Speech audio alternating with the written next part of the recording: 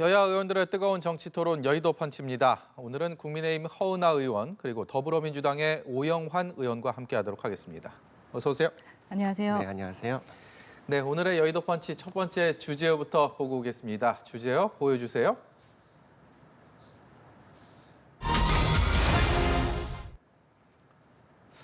네, 윤석열 대통령은 지금 여름 휴가 중입니다. 그리고 여름 휴가를 마치고 복귀하면 광복절이 있고요. 그리고 광복절을 전후해서 취임 100일을 맞게 됩니다. 여름 휴가를 떠나는 윤 대통령의 마음은 그렇게 가볍지 않았습니다. 이 민생이 어려운 상황들, 코로나 방역의 어려운 상황들, 여기에 지금 지지율이 30%대가 붕괴된 수치들이 많이 나온 상황이기 때문에 과연 이 복귀한 이후에 그리고 취임 100일을 전후해서 반등을 할 수 있을지 아니면 또 어떤 국면을 맞게 될지 지금 국정 운영에 있어서의 고심이 이어지고 있지 않을까라는 생각이 드는데요. 일단 지지율 참 고민이 많을 것 같습니다. 휴가를 다녀오고 나서 대통령 그리고 대통령실 또 집권 여당에서는 어떤 해법을 좀 내놓게 될지 관심이 가는데요.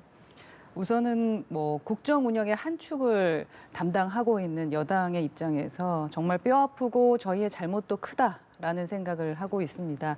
특히 지금 휴가를 보내고 계시는 대통령께서도 아마 무거운 숙제를 풀지 못한 마음 때문에 마음이 상당히 무거울 것이라고 생각을 하는데 100일이라고 하면은 사실 100일 안에 저희가 여러 가지 이러한 일을 했습니다라고 결과 보고를 하기 위해서 기대감이 있었습니다. 예. 그런데 한국 현대경제연구원에서도 얘기했지만 저성장 고물가 이 자체가 지지율을 빠뜨리는 또 함정 같은 것이 아니겠느냐라고 말했을 정도로 조건들이 지금 여건들이 상당히 안 좋은 건 현실인 것 같습니다. 이러한 것들이 단기간에 어떻게 해결해 드릴 수 있는 부분이 아니기 때문에 그게 가장 큰 숙제고 그러면서도 가장 큰 저희가 빨리 해결해야 되는 민생 경제 부분이 아닐까 하는 생각이 들고요. 아마 그 부분에 대한 해법을 얘기하기 위한 노력을 할 것 같고 또 당정협의회에서도 지속적으로 얘기하는 것은 정책을 통해서 국민들이 체감할 수 있도록 하는 것이 우선돼야 된다라는 부분을 이야기하고 있습니다만 아직까지는 국민들께서 느끼지 못하시는 것 같아서요. 정부나 저희 여당 국민의힘이나 그리고 대통령실에서 정말 더 쇄신하고 어떻게 노력하는 모습을 보여드리고 체감하실 수 있도록 하느냐가 숙제인 것 같습니다. 지금 제1야당인 민주당에서는 어찌됐든 간에 대통령이 어려움을 겪고 있는 상황이고 그 상황 지켜보면서 지금까지의 취임 이후에 돌아왔던 시간들 중에서 여러 가지 국민들의 좀 지지를 받지 못했던 요인들이 있을 텐데 예. 어떤 쪽에 좀 문제가 좀 심각하다 이렇게 보고 있는 분야가 따로 있을까요? 이 대통령이 힘든 상황이라고 말씀하셨지만 사실은 대한민국 국민들이 정말 힘들어하고 있는 그런 상황이시거든요. 그런데 이 시점에서 국민이 바라보는 윤석열 정부 총체적 난국이다 이렇게 말씀드릴 수 있겠고요. 우선은 이 물가도 유가도 금리도 치솟아 올라서 모든 국민들이 비명을 지르고 있는 이런 상황 속인데 민생 경제를 위한 대책이라든지 뭔가 이 해결을 위한 비전이라든지 이런 것은 아무것도 제시를 하지 못하고 있어요. 국민 머릿속에 남은 것은 취임 이후 이제 100일을 기념할 때가 아니라 100일도 채 되지 않은 윤석열 정부가 처음에 이 용산 대통령실 이전 그리고 한남동에 이제 외교부 장관 공간을 대통령 공간으로 쓰겠다 하면서 그 과정에서 논란이 있었는데 예. 지금 그 공사에서도 사적인 수주, 특혜를 줬다 이런 의혹까지도 나오고 있고 국민들이 그런 거에 있어서도 굉장히 이 충격이 크실 거라고 보고요. 네. 무엇보다도 또 갑작스럽게 던지는 그런 정책들이 이 초등학생 그 입학 연령을 하향한다든지 학제 개편안이요? 이 국정과제에도 없던 내용을 갑자기 던지기식으로 뭔가 국면 전환을 위해서라는 것처럼 이 국민들의 관심을 돌리려는 그러다가 또 수없이 번복하고 이 앞뒤가 맞지 않는 이런 모습들이 국민께 굉장히 신뢰감을 하락시키는 원인이 되고 있다. 이런 상황 속에서도 코로나는 계속 환자가 늘어나고 있지 않습니까? 네. 뭔가 이 과학 방역이라고 하지만 대체 어디가 과학적인지는 전혀 설명하지 못하는 이 방치하는 방역, 셀프 방역 예. 이렇게 내버려 두고 휴가를 가셨어요. 이런 상황이기 때문에 이 국민들은 자꾸 신뢰가 더 떨어지고 있는 것이고요. 네. 무엇보다 이런 민생 대책 이런 부족 이 문제도 있지만 사실 새로운 정부에 대한 기대 이런 것은 국정 비전 이런 것은 또 드러나는 가장 큰 것이 인사거든요. 인사에 있어서 뭐 국민적인 관심과 기대가 집중될 틈도 없이 검찰 특수통 이런 측근 인사, 검찰 인사, 예. 그리고 무엇보다 이 지인 인사 이런 것들이 몇십 년 지기, 뭐 사시 동문, 뭐 어느 고등학교 선후배 이런 과정에서 이 윤석열 대통령과 윤석열 정부가 내세웠던 공정과 상식이 아니라 이 불공정과 몰상식이다. 이런 평가가 나오고 있다고 봅니다. 예. 또 이런 지적을 하면 전 정부 탓을 합니다. 항상 뭐 이렇게 훌륭한 이 사람을 전 정부에서 봤냐 이러시는데 오늘 대통령실의 강승규 시민사회 수석이 또 이런 말씀을 하셨어요. 떨어지는 지지율에 대해서 또 야당 탓을 하셨습니다. 아, 참 이런 적반하장 태도 속에서 국민께서 이런 무능하고 오만한 이 국민과 소통하지 않는 불통 이런 윤석열 정부에 대한 평가를 정확하게 하고 계시다. 이렇게 네. 보고 있습니다. 오영환 의원님의 말씀을 들으면서 사실 뭐 동의할 수 없는 부분이 대부분이지만 동의할 수 있는 부분이 있습니다. 바로 국민들이 가장 힘드실 것이다라는 말씀에 정말 동의를 하고요. 아까도 말씀을 드렸지만 국정 지지율이 하락하는 데는 분명 저희 모두 다 당사자고 책임을 져야 된다라는 생각으로 저희 국민의힘 함께하고 있다라는 말씀을 좀 드리고 싶고, 또한 말씀하셨던 것처럼 과거 지향 쪽으로 강경로 불구경하듯이 과거의 당신들이 이러지 않았냐라는 식의 접근보다는 미래 지향적인 부분들을 이야기해야 되는 것이 마땅하다라고 생각합니다. 하지만 문재인 정부 때 이야기를 하는 이유는 그때 이러한 문제점을 우리는 이렇게 시정하고 있다라는 식으로 접근하고 있다라는 부분까지 보셔야 된다라는 말씀을 좀 드리고 싶고, 무조건 발목 잡는다는 느낌으로 안 된다, 못하고 있다라기보다는 잘하는 지점도 함께 봐가면서 협치해야 되지 않을까. 예. 너무 큰 욕심일까요? 근데 그렇게 함께 하는 것이 지금은 지지율의 문제가 아니라 아까 처음에 말씀하셨던 것처럼 국민들이 힘들어하시니까요. 우선은 국민들의 힘들어하는 건 먼저 해결하는 것이 우리의 역할이 아닐까 하는 생각은 합니다. 대통령이 휴가를 떠나기 전에 대통령실의 인적 개편이 있을 것이냐 없을 것이냐, 그리고 휴가 이후에는 또 어떤 변화가 있을 것이냐, 여기에 대한 관심도 꽤 있었습니다. 이것은 뭐 야당과 여당의 목소리, 또 야당은 야당대로, 여당은 여당 내에서 또 다른 목소리들이 나오고 있으면서 과연 인적 개편은 어떤 범주에서 어떤 방식으로 이루어지게 될지 그 부분도 관심이 가는데, 윤석열 대통령의 휴가 복귀 이후에 어떤 변화가 좀 있을 거라고 생각하십니까? 그 부분에 대해서 뭐 촉각을 세우고 있는 것 같은데, 기존에 말씀하신 거를 봤을 때는 변화가 없을 수도 거다? 있겠다라는 생각이 듭니다. 아직 100일이 안 됐기 때문에 조금 더 지켜봐야 되는 것이 아니냐라는 생각을 하실 것 같은데요. 근데 국민들께서는 확실히 지금 불편함을 느끼고 계시는 것이 사실이 아닐까 싶습니다. 그러니까 실망하신 부분이 있기 때문에 국민의 눈높이에 맞춰서 우리가 어떻게 움직여야 되느냐에 대한 부분은 확실하게 준비를 하시고 나오셔야 될 것 같다라는 생각은 들고요. 예. 시대가 변했습니다. 국민들께서 기대하는 정치 수준, 그리고 대통령께 바라는 그 능력치가 예전과 상당히 많이 달라졌다. 그래서 그 무게가 더 클 것이다라는 것은 누구나 알고 있는 사실이고요. 하지만 이제는 시각적으로도 체감적으로도 국민께서 달라지려고 하는구나라는 것을 돌아오셨을 때 느끼게 하시는 것 또한 숙제가 아닐까 싶습니다. 민주당에서는 뭐 대통령실, 뭐 비서실장을 비롯한 인적 개편뿐 아니라 주요 내각의 장관에 대한 교체 필요성도 그동안 얘기해 왔었고, 지금까지는 이런 것들이 이루어지지 않은 상황인데, 윤석열 대통령 휴가 복귀 이후에 민주당 내에서는 어떤 그런 주장에 대한 앞으로의 또 계획들, 이런 것들이 좀 설정이 돼 있습니까? 뭐 이 대통령의 인사에 대해서 저희가 따로 뭐 계획을 가진다 이런 접근은 아니고요. 아까 헌은하 의원님께서 말씀하신 것처럼 이 국정의 이 국회도 동반자로서 또 국회의 가장 큰 제1정당으로서 저희도 그만한 책임감을 가지고 있습니다. 그렇기 때문에 윤석열 정부에 큰 기대를 갖고 쓴소리도 하고 있는 것이고요. 예. 저를 포함해서 더불어민주당도 진심으로 윤석열 정부가 성공한 정부가 되기를 바라고 있습니다. 오로지 이 어려운 이 상황 속에서 국민들이 조금이라도 더 편안한 삶을 살 수 있게 하는 것이 저희에게 주어진 숙제이기 때문인데요.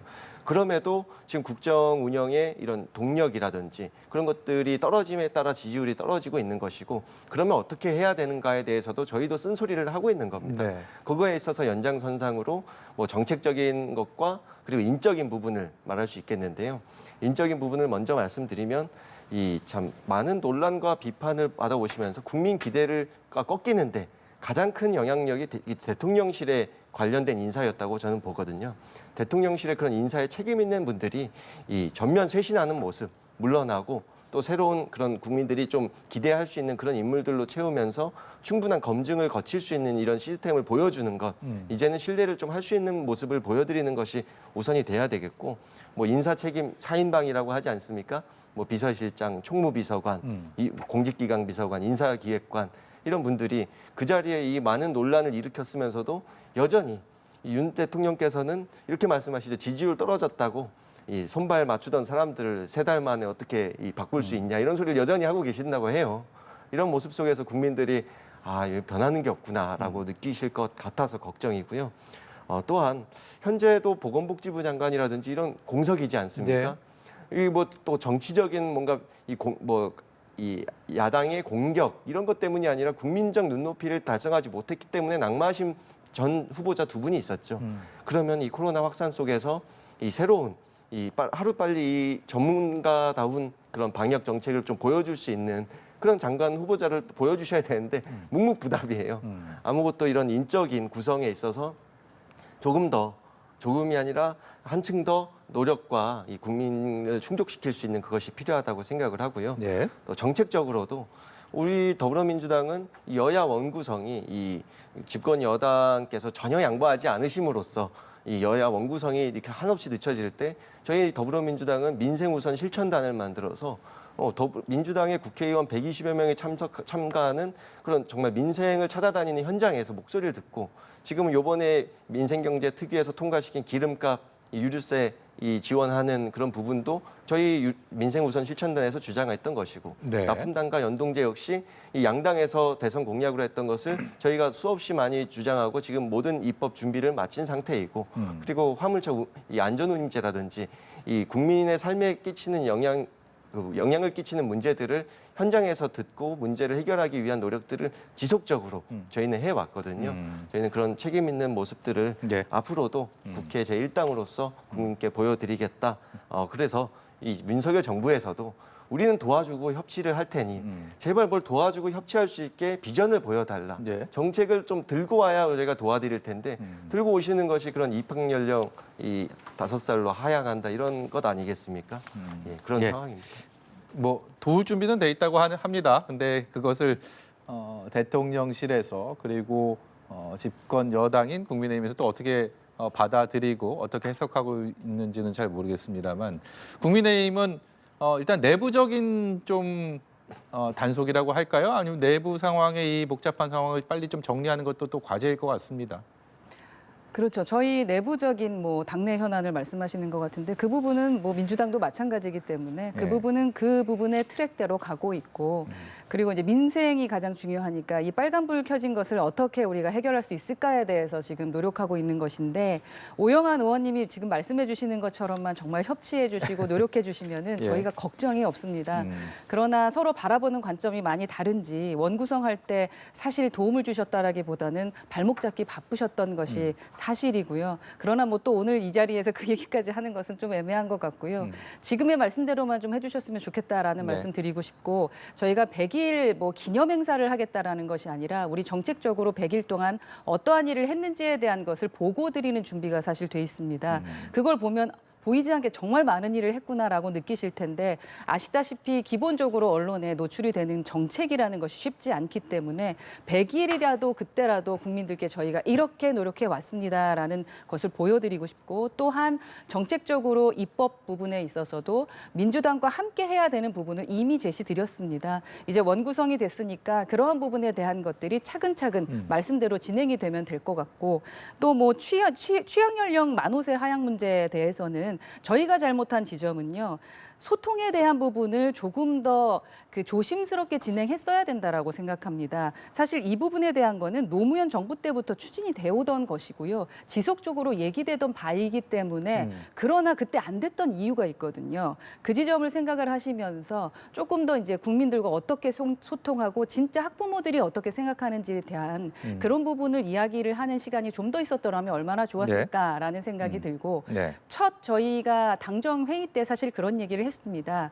앞으로 정부에서 무언가 정책적인 부분을 발표하기 전에 그 정책적인 그 부분을 우리가 그러니까 입법부에서 공청회를 하든 아니면 세미나를 열든 기본적으로 국민들과 소통하는 시간을 갖고 나서 그 다음에 진행하는 것이 어떻겠냐라는 말씀을 좀 드렸거든요. 네. 그래서 그렇게 조금씩 진행을 하고 있습니다. 그래서 이러한 좀 그 백년대계 아니겠습니까? 그래서 교육부든 다른 부서의 장관들도 국민과 소통해서 갑자기 뜬금없이라는 그러한 국민들의 그 생각이 들지 않도록 노력하는 것 또한 필요하지 않을까 하는 예. 생각이 듭니다. 제가 박순애 교육부 장관 관련해서 한 말씀을 드리지 않을 수가 없는데요.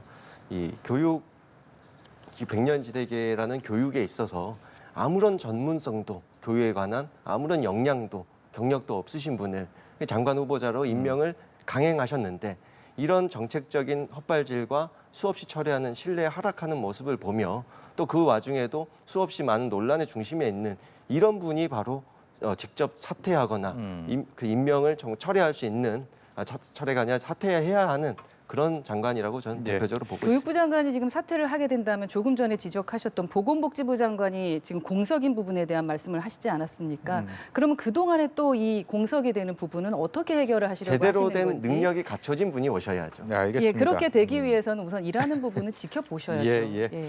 지금 어느덧 뭐 인적 개편 얘기하다가 내각에 대한 얘기까지도 넘어갔는데요. 두 번째 주제로 넘겨보도록 하겠습니다. 두 번째 주제요 보여주세요.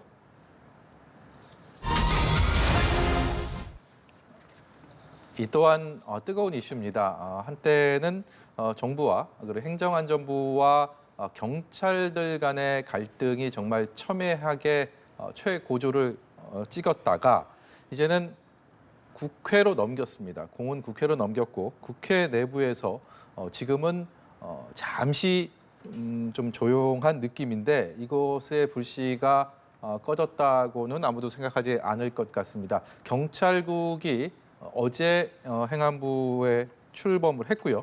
그리고 이제 민주당에서는 뭐 법률 검토도 그렇고 이후에 어떤 식으로 대응할지 참 여러 가지 논의하고 있다고 합니다. 행안위에 또 소속돼 계시기 때문에 유독 여기에 대한 또 관심이 크실 것 같은데 앞으로 좀 어떤 것들이 좀 진행됩니까? 우선 앞으로의 대응에 있어서 어떤 부분이 문제인지 국민께 정확히 알려드려야 된다고 저희는 생각을 하고 있습니다. 이 경찰국 신설을 강행하는 이 윤석열 정부에 있어서 법적으로나 절차적으로나 이 문제가 있는데요. 법적으로는 팩트는 이 행정안전부 장관의 사무에 소관 사무에 치안이 없습니다. 단순히 없는 것뿐만이 아니라 기존에 있다가 역사 속에서 삭제가 된 일이거든요. 삭제가 됐던 계기가 있었고 그 부분들이 국민께서 기억하시는 것처럼 내무부 시절에 치안국, 치안본부 이런 시대 속에서 경찰이 권력에 예송되면서 권력의 명령에 의해서 선거에 개입하고 그리고 뭐 민주화 운동에 참여한 인사를 고문하고 예. 이런 일들이 반복되면서 이 경찰이 내무부 장관 지휘 하에 있다는 점이 문제다라는 것이 지적되면서 이 치안이 삭제되고 정부조직법이 이 개정되면서 경찰법, 독립된 경찰청을 설립하는 이 경찰법이 제정된 것이거든요. 이렇게 행정안전부 장관의 사무에서 치안을 삭제한 명확한 이유가 있는 것인데 모든 법을 어딘가에 적용할 때는 그 입법 취지까지도 따져서 입법을 하던 당시의 상황까지도 살펴서 적용을 하게 되는데 이 모든 것을 무시하고 그것도 법을 개정하는 것이 아니라 예. 법 개정이 이 시도조차 하지 않고 이 시행령을 바꿔서도 장관이 경찰에 관해서 이런 경찰국 신설을 할 수 있다. 이렇게 해석하는 것 자체가 법적으로 굉장히 위헌이고 위법적이다라는 말씀을 드리고요. 절차적으로도 너무 무리수를 두셨죠. 이 입법 예고 기간도 이 시행령을 통상적인 40일에서 4일로 단축을 했거든요. 이 단축할 수 있는 단서를 법제처에서 해석을 이 국민의 권리와 직접적인 관련이 없다. 이런 궤변을 늘어놓습니다. 법제처장이 누구냐? 이 윤석열 대통령의 40년 지기 알려진 이완규 법제처장이 이 경찰국 신설 강행하는데 뒷받침할 수 있는 그런 해석을 한 것이고요. 이 경찰 내부에서도 14만 경찰관들의 이런 거대한 역사가 있는 시스템을 한순간에 바꾸는데 4일 만에 하는 것, 이런 졸속 추진, 독재적인 이런 이 발상이다, 이렇게 해석을 하고 있습니다. 예. 그리고요, 이제 가장 중요한 것은 경찰청을 통제하고 민주적으로 통제하기 위한 기구가 국가경찰위원회가 있죠. 이건 역시 경찰법이 제정될 때 함께 생긴 건데, 이것이 이 합의제 행정기관으로서 경찰의 인사, 예산, 이런 경찰 사무 전반에 대해서 이 주요 정책을 심의 의결하는, 이미 그런 심의 의결하는 최고 의사결정 기구가 네. 경찰위원회가 있습니다. 있는데 그 경찰위원회를 무시하고 경찰 제도 개선 자문위원회라는 별도의 조직으로 이 회의조차, 내용조차 기록하지 않는 밀실에서 회의를 해서 경찰국 신설을 밀어붙일 논리를 만들어서 이 논리도 맞지 않는 그런 일들을 강행하고 있는 것이거든요. 이런 이 절차적 정당성까지도 훼손하고 법적으로도 맞지 않는 그런 강행을 예. 하고 있다. 그 모든 것에 문제 제기를 하는 것이죠, 예. 저희 민주당. 지금 오영환 의원은 이 경찰국 설치에 대한 법적, 제도적 또 절차적인 문제점에 대한 지적을 하셨는데, 사실 이 관련된 얘기는 지금까지 너무 많은 토론을 했습니다. 저희가 너무 많은 토론을 했고, 그것은 경찰국이 시행공포가 되기, 설치가 되기 이전에 했던 얘기들. 그렇다면 이미 경찰국이 설치된 이 상황에서 국회에서 여야에서 이것에 대한 정당성에 대한 서로의 공격과 방어가 아니라, 그렇다면 입법기관으로서 앞으로 어떻게 이 부분을 또 손을 댈 부분과 아니면 또 유지해야 될 부분을 어떻게 구분해서 어떤 대응을 해갈지, 이 자리에서는 좀 그런 말씀을 좀 듣고 싶거든요. 우선 앵커께서 말씀하셨던 부분에 대해서는 그 정부 부처 내에서 국을 하나 설치하는 일까지 입법기관이 나서서 어떤 법률 개정을 거친다라는 것은요, 앞으로 정부는 아무것도 하지 말라는 뜻과 같습니다. 예를 들어서 기존의 추미애 장관 때 대검찰청 인권부를 해체했다거나 공공수사정책관이라던가 수사기관 폐지를 하고 예. 또 박범계 장관이 수사정보 담당관실을 폐지를 했거든요. 이런 부분들은 국회 입법 절차를 거친 것이 아니라 국무회의를 통해서 진행을 했습니다. 국이라는 게 그 정도라는 것이거든요. 예, 예. 지금 이 행안부 내 경찰국에는 20명의 경찰들이 계신 겁니다. 이 부분들이 지금 말씀하셨던 대로 역사 속의 치안을 삭제했던 그 법안을 무시한 거다라고 말씀하시는 것은 전혀 다른 사실입니다. 경찰청에 14만 명의 경찰분들이 계시는 거고, 행안부 안에 있는 경찰국은 20분이 계시다라는 말씀을 좀 드리고 싶고요. 그래서 이게 입법을 가지고 지금은 얘기할 부분은 아닌 것 같다. 이미 저희는 강행이 됐고요. 경찰국을 진행하기로 하지 않았겠습니까? 그리고 절차적인 부분에 대한 거 말씀을 하시는데요. 지금 이 경찰국을 하는 이유가 절차적인 정당성을 확보하기 위해서 하는 것 아니겠습니까? 아마 지속적으로 들으셨을 거예요. 민정수석실에 있는 사람이 지시 내려서 뭔가를 결정하는 것보다는 많은 경찰국 사람들이 이야기하면서 지켜보는 가운데 진행되는 것이 훨씬 더 투명한 것 아니겠습니까? 그렇기 때문에 지금 말씀하셨던 두 가지의 문제, 뭐 법적인 문제라든가 절차적인 정당성의 문제가 있다라는 것에 대해서는 저는 좀 동의하기가 어렵고, 앵커께서 말씀해 주셨던 부분에 대해서는 입법을 지금 얘기할 게 아니다. 국을 얘기하는데 어떻게 입법까지 얘기하느냐라고 답변 드리겠습니다. 지금 전국 경찰회의가 취소되면서 당시 경찰에서는 국회의 시간이다, 국회에 공을 넘긴다, 이런 얘기를 했는데, 허은하 의원은 입법과는 좀 관계가 먼 사안이다라고 규정을 했습니다. 그렇다면 민주당에서는 앞으로 어떻게 해야 됩니까? 네, 우선 이 잘못된 논리를 하나 짚어드리면, 어떤 정부 조직에 있어서 국 신설이더라도 법에 근거해서 법에 규정된 범위 내에서 국을 신설할 수 있는 건데, 경찰국을 행정안전부 장관 소관의 행정안전부 내에 만들 수 있는 근거 법률이 전혀 없다는 거죠. 법에 규정되지 않은 걸 시행령으로 새로운 국을 만들 수 있는 논리를 갖다 붙이는 것 자체가 예. 위법적이고 위헌적이라는 거죠. 이제 더불어민주당은 이런 위법적인 부분에 대해서 법적인 대응으로서 갈 수 있는 부분들을 검토하고 있고, 그리고 국회 차원에서뿐만 아니라 이 경찰위원회라든지 예. 이런 이 직장협의회라든지 이런 분들도 이 부당성에 대해서 이 법적 위반이 되는 부분들에 대해서 대응할 수 있는 방법들을 찾고 있습니다. 그렇기 때문에 그 부분은 이 법적으로 이 위반성을 정확하게 이 입증할 수 있는 그런 부분들을 포함해서 앞으로 예. 진행이 될 거고요. 그리고 이 국회 차원에서 이 행정안전부 장관이 이렇게 막무가내식으로 이 밀어붙이기 식으로 이 국회를 무시하고 패싱하고 이 강행을 하는 이런 부분들에 대해 이 위법한 명령으로서 이 업무 수행에 대해 이 해임 건의라든지 이런 뭐 탄핵 주장을 하는 당내 외 그리고 여당 내에서도 그런 주장을 하시는 의원이 있는 것으로 저도 알고 있습니다. 행정안전부 장관 사퇴해야 된다. 탄핵이나 해임 건의를 구체적으로 좀 추진할 계획이 내부적으로 있습니까? 저희는 모든 방법을 열어놓고 고민하고 있고요. 준비하고 있습니다. 저희 예. 당에 설치된 윤석열 정부 경찰장악 저지 대책위원회 차원에서 정말 대대적인 그런 이 위법적인 부분을 비정상으로 만드신 부분을 다시 정상화하기 위한 예. 그런 노력들을 준비하고 있습니다. 근데 이 부분은 시청자분들을 위해서 꼭 한번 말씀을 드리고 가야 되는 게 네. 경찰국에 20명 계시다니까요. 그 행정 업무를 지원하시는 분들이 계시는 겁니다. 그러한 국마저도 입법 절차를 거쳐야 된다라는 것은 너무 과도한 해석이십니다. 예. 국민들께서 어떻게 생각하실지 예. 이 그 모든 법의 20명, 30명 계시는 그런 부분까지도 입법을 통해서 국을 설치해야 되는 것을 허락받아야 된다라는 아주 것은 위험한 말씀이시죠. 이 공무원 20명, 30명 그거 특히나 14만 경찰의 인사를 좌지우지할 수 있는 그런 조직을 만드는 것을 법에 기초하지 않고 임의로 만들 수 있다. 이것이 임의가 이 법치를 아니죠. 파괴하고 훼손하는 거죠. 이미 그런 시행이 행정을- 완료됐지 않겠습니까? 그건 강행하셨으니까 그렇게 된 거고요. 그 비정상을 정상화하기 위한 노력을 저희 당은 하겠다는 거죠. 알겠습니다. 만약에 그렇다면 검수완박도 처음부터 다시 시작을 해야 되는 거죠. 예, 기본적으로 통제는 필요한 겁니다. 양당이 합의를 했던 네. 부분이니까요. 제가 좀 끼어들어야 될 것 같습니다.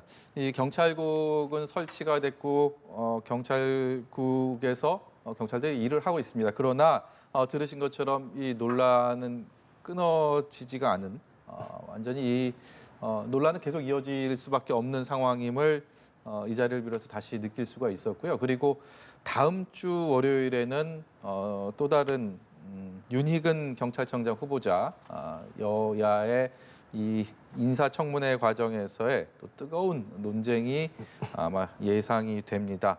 앞으로도 이 경찰국 관련 이슈는 정치권의 뜨거운 감자로서 계속 이어지지 않을까라는 생각이 들어서 오늘은 여기까지 좀 듣도록 하겠습니다. 두 분과의 말씀 여기서 정리하겠습니다. 지금까지 국민의힘 허은하 의원 그리고 더불어민주당의 오영환 의원이었습니다. 고맙습니다. 감사합니다. 수고하셨습니다. 감사합니다.